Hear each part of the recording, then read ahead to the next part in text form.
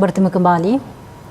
Ketika ada yang masih bergelut memilih antara makan atau keperluan lain, ada huluran kasih menjadi sinar harapan. Prihatin akan nasib golongan terkesan dengan kos sara hidup, Kelab Santunan Budi Kinta mengambil inisiatif mengagih 1,000 pek makanan dan minuman percuma kepada penduduk sekitar Meru, Ipoh.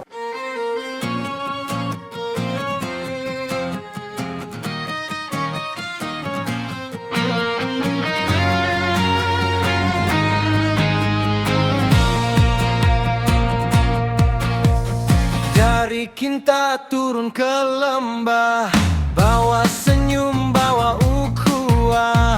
Ada yang lapar, kita jamu selera. Ada yang perit, kita bantu bersama. Tak payah pening, tak payah fikir, budi ditabur, kasih mengalir. Kita kan satu, kita bersaudara. Santunan budi menyantun jiwa.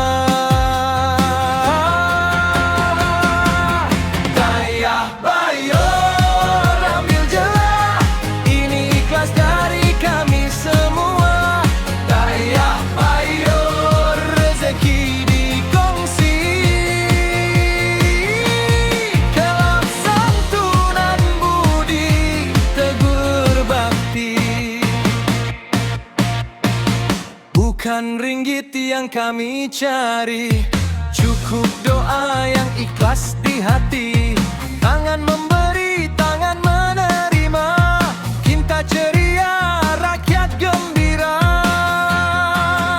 Satu untuk semua, semua untuk satu. Bila susah kita bantu